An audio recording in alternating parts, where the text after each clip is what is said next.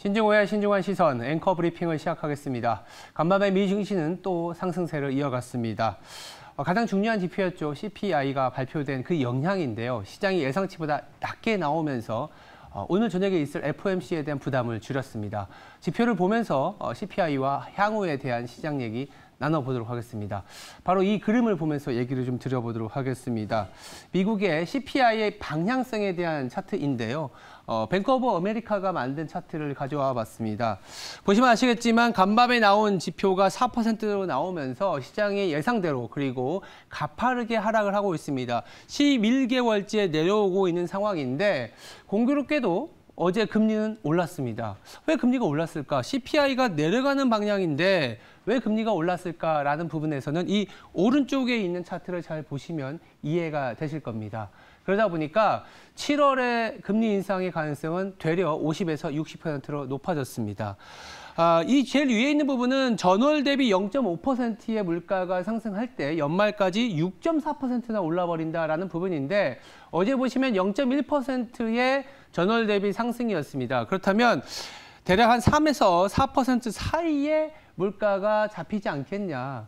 이렇게 보더라도 보시면 아시겠지만 6월의 저점 이후에 7월, 8월, 9월 하반기는 물가가 내려가기보다는 안정 내지는 약간의 우상향이 예상된다는 점이 시장에 빠르게 유입이 되고 있습니다. 그렇다면 연준 입장에서 오늘 저녁에 시장에서 바라보고 있는 거는 그래 이제 우리가 금리도 멈추고 앞으로 금리 인상도 안 할 거야. 이런 얘기는 사실 어렵다라는 거죠.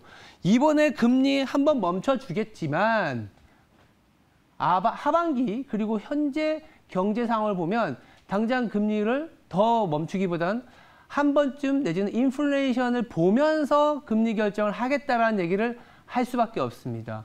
그렇게 보면 당장 우리가 이제 시장에서 바라봤던 그 그림과는 달라지는 거죠. 작년부터 올해 초까지 가파르게 내려오고 드디어 이제는 물가가 컨트롤할 수 있는 통제권에 오기 때문에 시장이 움직였는데 하반기는 색깔이 달라질 수밖에 없습니다. 달러화도 계속 하락세를 이어가다가 이제는 미국의 수요, 미국의 주식, 미국의 경제에 대한 자신감 내지는 연준이 금리를 내리지 않고 가는 부분에 대해서 반응을 할 수밖에 없는 시장이라서 이제는 오늘 저녁에 FOMC를 이후로 조금은 장 색깔이 변할 가능성도 한번은 생각해 보셔야 되는 타이밍입니다. 그래서 그 다음 차트를 보면서 얘기를 좀 드려보도록 하겠습니다. 그 다음 차트는 아마 달러화에 대한 얘기인데요. 우리나라가 어제 보시면 원달러 환율 상당히 강했습니다만 아마 FOMC 이후로는 또 원달러 환율은 이제부터 더 강해지기보다는 좀 안정권 내지는 달러화가 조금 더 강세를 보일 가능성도 높습니다. 이 전 세계에서 무역 결제에서 달러화가 차지하는 비중인데 달러화 하면 맨날 달러화의 몰락 이런 얘기만 하지만 사실상 계속 지금 2020년 이후로 보시면 또 우상향 내지는 한 최근 10년 동안 달러화 결제 비중은 계속 높아지고 있습니다.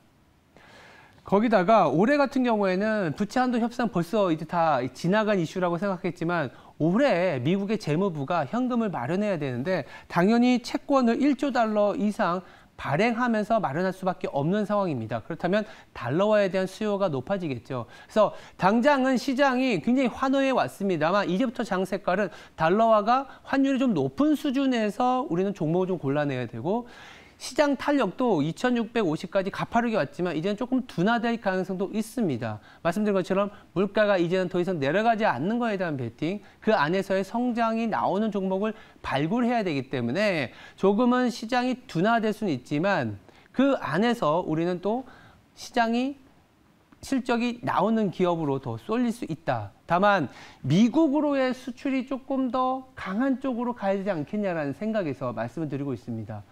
그래서 마지막 차트를 보면서 말씀을 드리면 우리가 미국의 경기 침체에 대해서 우려했고 미국에 대한 경기가 상당히 하드랜딩 그리고 미국의 비중이 줄어든다는 얘기를 들었었는데 리세션 이후의 차트를 보면 이제 미국이 그래도 살아남으면서 혁신 그리고 경기 저점에서 올라가면서 소비가 살아나는 부분들 이런 부분들을 감안하면서 이제 투자를 해야 되지 않겠냐라는 말씀을 드리고 있습니다. 우리가 1970년대 스태그플레이션을 지난해에 상당히 많은 얘기들을 했었어요. 그렇게 보시면 왼쪽에 1970년부터 한 80년대 중반까지 S&P 차트를 넣어놨는데 강한 긴축을 하고 나서 시장이 무조건 안 될 거라고만 보셨겠지만 긴축이 멈추고 나서 침체에서 벗어나고 물가가 더 이상 내려가지 않고 조금씩 움직여도 시장은 어떤 모습을 보였냐? 저점에서 한 70% 이상 상승을 보였다는 거죠. 물론 지금도 70%까지 간다 이런 얘기는 아니지만 앞으로 우리가 물가가 안 내려가고 달러가 잘 안 빠지면 시장이 안 되는 거 아니야? 이런 생각을 하시겠지만 그건 아니라는 거죠. 새로운 상승을 위한 또 다른 어떤 패러다임이 시작됐기 때문에 이런 상승의 과정에서 나오는 그런 실적 호전주를 보자라는 얘기를 드리고 있습니다. 왜냐하면 왜 제가 이렇게 말씀드리냐면 오늘 FOMC에 대한 거는 다들 알고 있어요. 근데 이제 FOMC 이후에 기자회견에서 시장하고는 듣고 싶은 얘기를 안 할 가능성이 저는 높아 보입니다. 약간의 변동성이 있을 수 있죠. 근데 이 변동성 이후에 시장이 아예 우하향하면서 다시 또 조금 고통의 시간을 가느냐? 그건 아닐 것이다. 리세션을 벗어나는 구간이기 때문에 이런 차트를 보면서 조금은 그런 눌림목, 변동성을 좀 견뎌내볼 변동성이 나타나지 않을 수도 있겠지만 그럴 가능성이 있다면 좀 견딜 수 있는 그런 기간으로 삼아보자는 측면에서 말씀을 드렸습니다. 네, 오늘의 브리핑을 정리해보면 물가 지표 내려왔지만 앞으로는 반등의 가능성을 시장은 더 빠르게 반응을 하고 있고 달러가 이제는 조금 연준이 금리를 멈추긴 하겠지만 내려주지 않는다라는 인식이 강해지면서 달러가 조금은 안정 내지는 반등할 가능성이 있다. 다만 경기 침체를 벗어난다라는 쪽으로 해석을 한다면 시장은 여전히 기회가 남아있다. 이렇게 정리해 볼 수가 있겠습니다. 네, 지금까지 신중한 시선이었습니다. 오늘 하루도 성투하시기 바랍니다. 감사합니다.